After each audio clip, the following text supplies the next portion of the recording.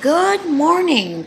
Today's Bible reading comes from Numbers 21, 22 through 25. Not 21, 22. All right, let's get into it. The people of Israel marched on and camped on the plains of Moab at Jordan, Jericho.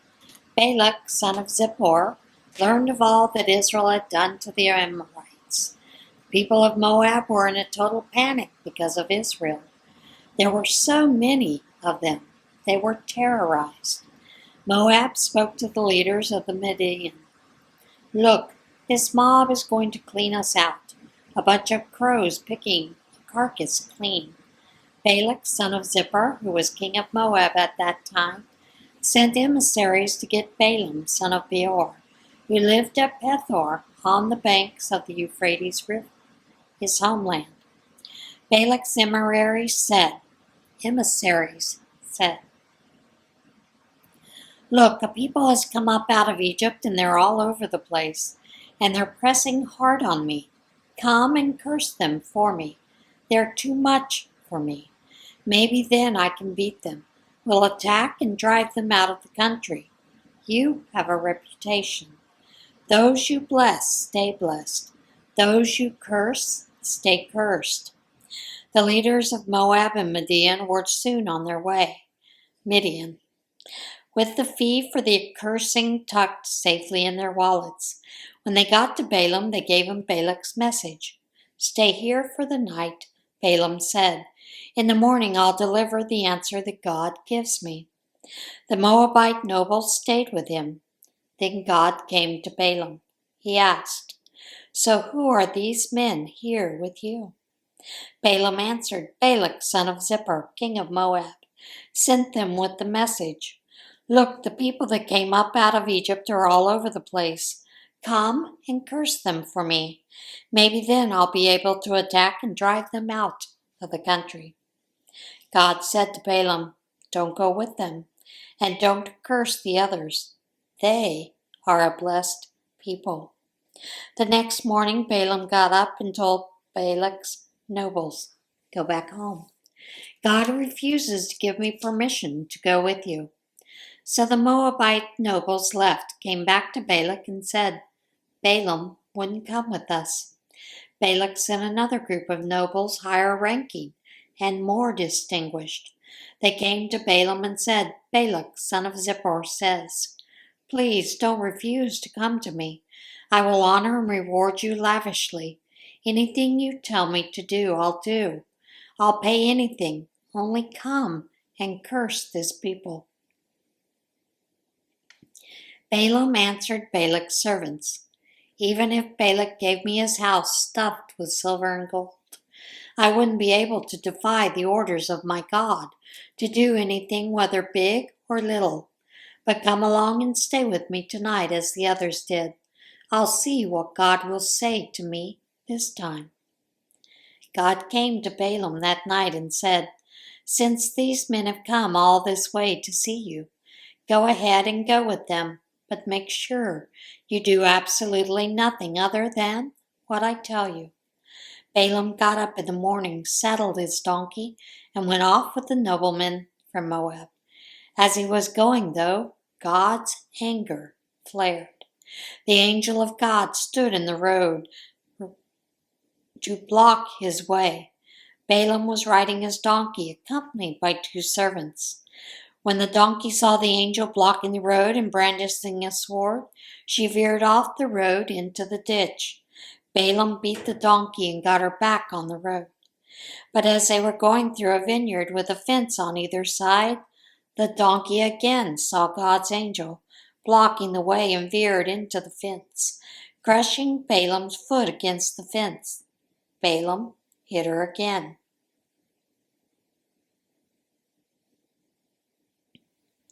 God's angel blocked the way yet again, a very narrow passage this time.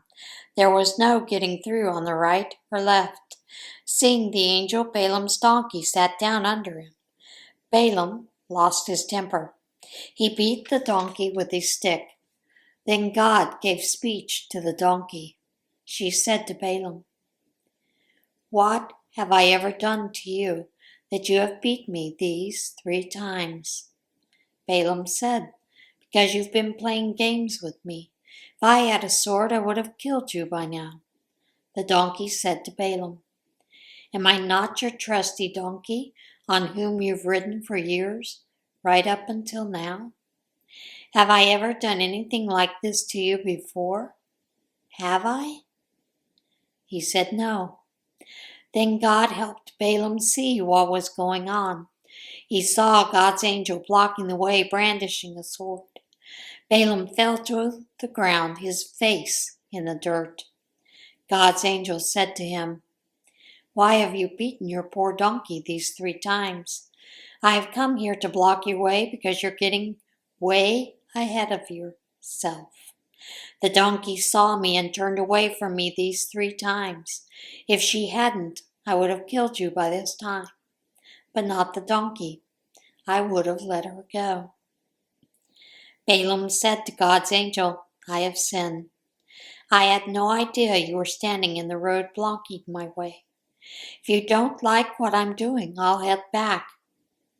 But God's angel said to Balaam, "Go ahead and go with them, but only say what I tell you to say.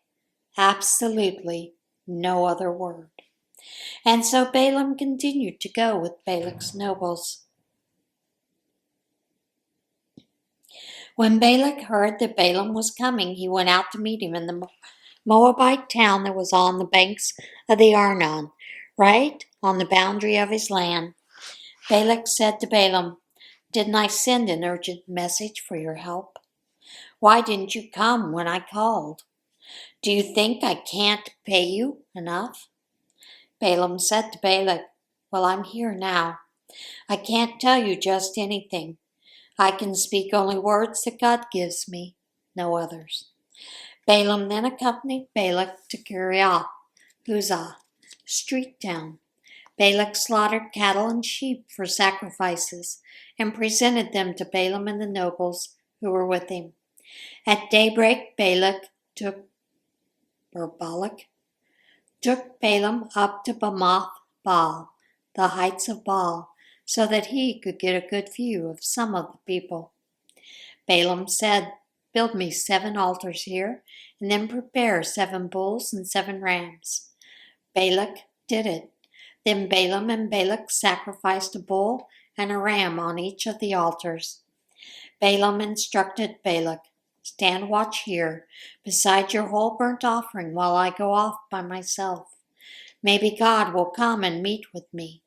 Whatever he shows or tells me, I'll report to you." Then he went off by himself. God did meet with Balaam. Balaam said, "I've set up 7 altars and offered a bull and a ram on each altar." Then God gave Balaam a message. "Return to Balak and give him this message."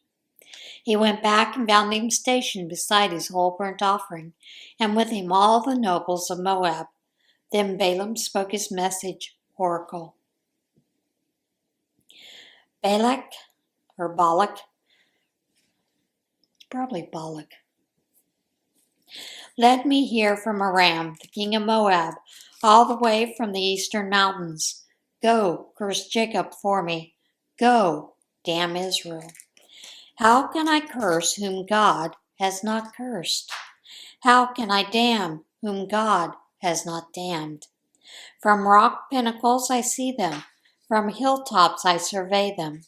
Look, people camping off by themselves, thinking themselves outsiders among nations. But who could ever count the dust of Jacob, or take a census of a cloud of dust, Israel? I want to die like those right living people. I want an end just like theirs. Balak then said to Balaam, "What's this? I brought you here to curse my enemies, and all you've done is bless them."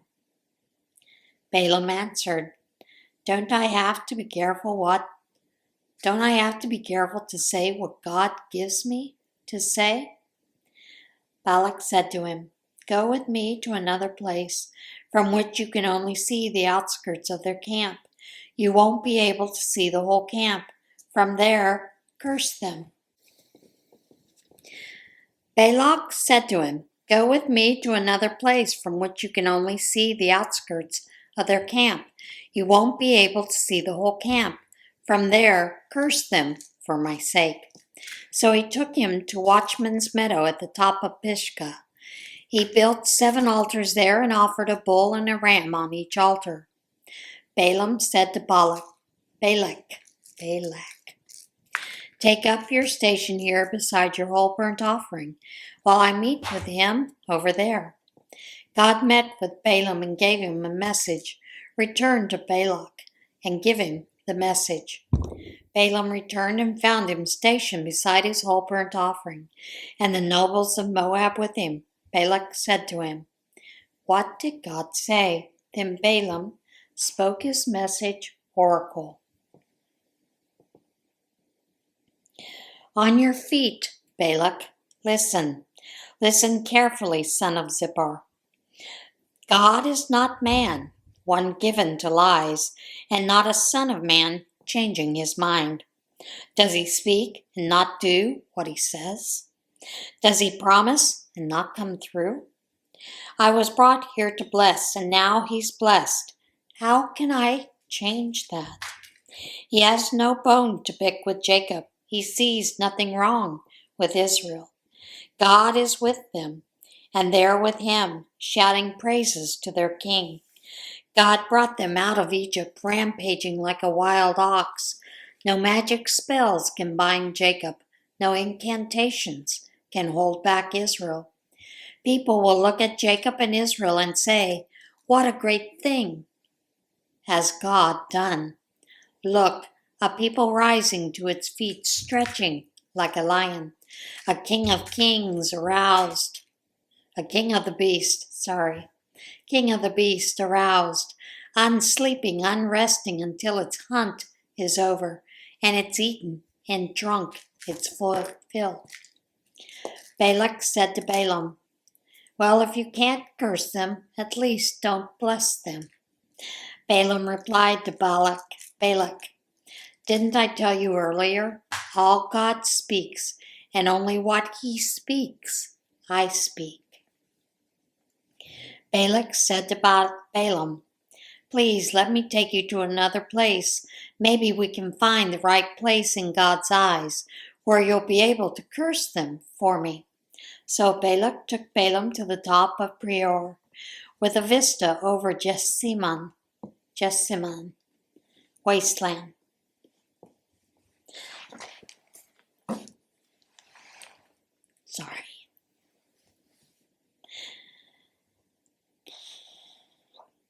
Balaam said to Balak, "Build 7 altars for me here and prepare 7 bulls and 7 rams for sacrifice." Balak did it and presented an offering of a bull and a ram on each of the altars. By now, Balaam realized that God wanted to bless Israel, so he didn't work in any sorcery as he had done earlier. He turned and looked out over the wilderness. As Balaam looked, he saw Israel camped, tribe by tribe. The Spirit of God came on him, and he spoke his oracle message. Decree of Balaam, son of Beor. Yes, decree of a man with 20/20 vision. Decree of a man who hears God speak, who sees what the strong God shows him, who falls on his face in worship, who sees what's really going on. What beautiful tents, Jacob. Oh, your homes, Israel. Like valleys stretching out in the distance, like gardens planted by rivers, like sweet herbs planted by the gardener God, like red cedars by pools and springs. Their buckets will brim with water, their seed will spread life everywhere. Their king will tower over Agag and his ilk, their kingdom surpassingly majestic. God brought them out of Egypt, rampaging like a wild ox, gulping enemies like morsels of meat, crushing their bones, snapping their arrows. Israel crouches like a lion and naps, king of the beast. Who dares disturb him? Whoever blesses you is blessed. Whoever curses you is cursed. Balak lost his temper with Balaam. He shook his fist. He said to Balaam, I got you in here to curse my enemies, and what have you done? Bless them. Bless them 3 times. Get out of here. Go home. I told you I would pay you well, but you're getting nothing. You can blame God. Balaam said to Balak, didn't I tell you up front when you sent your emissaries? Even if Balak gave me his palace, stuffed with silver and gold, I couldn't do anything on my own, whether good or bad, that went against God's command. I'm leaving for home and my people, but I warn you of what this people would do to your peoples in the days to come. Then he spoke his oracle message. Decree on Balaam, son of Beor, decree of the man with 20/20 vision, decree of the man who hears godly speech, who knows what's going on with the high God, who sees what the strong God reveals, who bows in worship and sees what's real. I see him, but not right now. I perceive him, but not right here. A star rises from Jacob, a scepter from Israel, crushing the heads of Moab, the skulls of all the noisy windbags. I see Edom sold off at auction, enemy Seir marked down at the flea market, while Israel walks off with the trophies. A ruler is coming from Jacob who'll destroy what's left in the city. Then Balaam spotted Amalek and delivered an oracle message. He said, Amalek, you're in first place among your nations right now, but you're going to come in last, ruined. He saw the Kenites and delivered his oracle message to them. Your home is in a nice, secure place, like a nest high on the face of a cliff.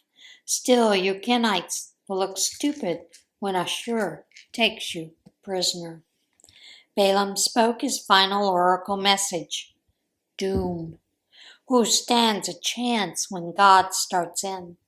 Sea peoples, raiders from across the sea, will harass Ashur and Eber, but they'll also come to nothing, just like all the rest. Balaam got up and went home.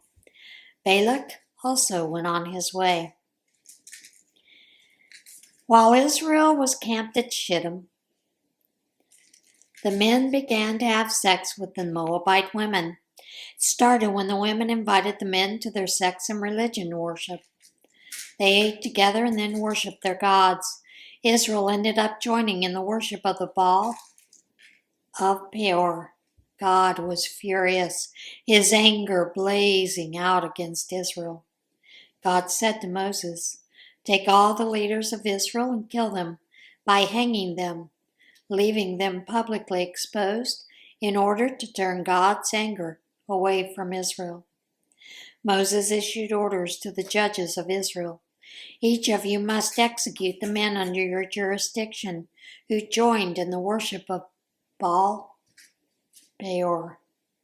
Just then, while everyone was weeping in penitence at the entrance of the tent of meeting, an Israelite man flaunting his behavior in front of Moses, and the whole assembly paraded a Midianite woman into his family tent. Phinehas, son of Eleazar, son of Aaron the priest, saw what he was doing, grabbed his spear, and followed him into the tent. With one thrust, he drove the spear through the two of them, the man of Israel and the woman, right through their private parts. That stopped the plague from continuing among the people of Israel, but 24,000 had already died. God spoke to Moses, Phinehas, son of Eleazar, son of Aaron the priest, has stopped my anger against the people of Israel. because he was as zealous for my honor as I myself am. I didn't kill all the people of Israel in my zeal. So tell him that I'm making a covenant of peace with him. He and his descendants are joined in a covenant of eternal priesthood because he was zealous for his God and made atonement for the people of Israel. The name of the man of Israel who was killed with the Midianite woman was Zimri, son of Salu, head of the Simeonite family, and the name of the Midianite woman who was killed was Cosbi, daughter of Zur, a tribal chief of the Midianite family. God spoke to Moses, "From here on, make the Midianites your enemies. Fight them tooth and nail. They turned out to be your enemies when they seduced you in the business of Peor and that woman Cosbi, daughter of a Midianite leader, the woman who was killed at the time of the plague in the matter of Peor." And that is it for today's Bible reading. As always, get in touch with God today, and I will see you again tomorrow. Bye.